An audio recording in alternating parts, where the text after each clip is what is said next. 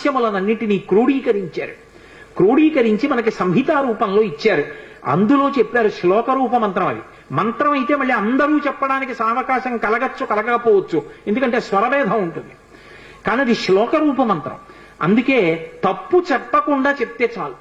హనుమకి ప్రదక్షిణం చేస్తూ నిశ్శబ్దంగా మాట్లాడకుండా ఆంజనేయం మహావీరం బ్రహ్మ విష్ణు శివాత్మకం తరుణార్క ప్రభం శాంతం ఆంజనేయం నమామ్యహం, ఈ శ్లోకం చెప్తూ హనుమకి 108 మాటలు ప్రదక్షిణం చేసి వక్కలతో కాని, పువ్వులతో కాని, అక్షతలతో కాని మాత్రమే లెక్క పెట్టాలి. కాగితం మీద గుచ్చడం, పెన్నుతో కొట్టడం అలా చేయకూడదు. వక్కలు 108 ఓ డబ్బాలో పట్టుకెళ్లి, ఖాళీ డబ్బా పట్టుకెళ్లి ఈ ఒక ప్రదక్షిణం చేసినప్పుడు మళ్ళీ స్వామి దగ్గరికి రాగానే నిలబడి ఈ శ్లోకం చెప్పడం.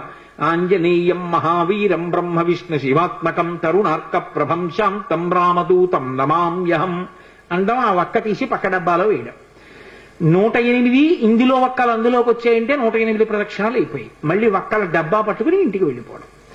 హనుమ యొక్క ప్రదక్షిణముల చేత ఆయన అనుగ్రహంతో ఎటువంటి కోర్కెలను కూడా ఆయన తీర్చగలిగిన శక్తి కలిగిన వాడు అని అనుభవించిన పెద్దలు చెప్పిన మాట.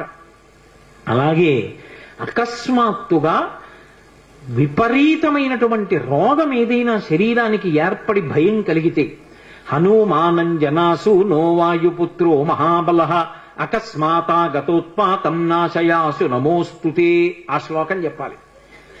అకస్మాత్తుగా రోగం వచ్చింది, స్వామి నన్ను కాపాడండి, ఈ శ్లోకం చెప్పి ఆయనకి ప్రదక్షిణాలు చెయ్యాలి. హనుమ ప్రదక్షిణముల చేత విశేషమైనటువంటి తృప్తిని పొందుతారు. అటువంటి హనుమకి ప్రదక్షిణాలు చేస్తూ, ప్రదక్షిణం అంటే గబగబ గబగబ నడవకూడదు, అడుగుల చప్పుడు వినపడకుండా నడవాలి. అలా నడుస్తూ ప్రదక్షిణం చేసి ఈ 2 శ్లోకాల్ని అవసరాన్ని పట్టి అనుసంధానం చేయడం నేర్చుకుంటే ఆయన అనుగ్రహంతో రోగాన్ని నివారణ చెయ్యగలిగిన వైద్యుడు దొరుకుతాడు అని దాని అర్థం. ఆయన అనుగ్రహంతో రోగం పోతుంది. 2, ఆయన అనుగ్రహంతో ఎటువంటివైనా, అంటే నా ఉద్దేశం గొంతెమ్మ కోరికలు అని కాదు, నేను అమెరికా అధ్యక్షుడిని అయిపోవాలి అన్న కోరిక కాదు. ధార్మికమైన కోరికలు ఏవి ఉంటాయో వాటిని హనుమ తప్పకుండా అనుగ్రహించి తీరుతారు. అది పెద్దలు చెప్పిన మాట, నేను చెప్తున్న మాట కాదు. అందుకే అంతటి మహానుభావుడైన అటువంటి హనుమ చాలా తొందరగా ప్రీతి పొందేది దేనికి అంటే రామనామం చెప్పడం చేత.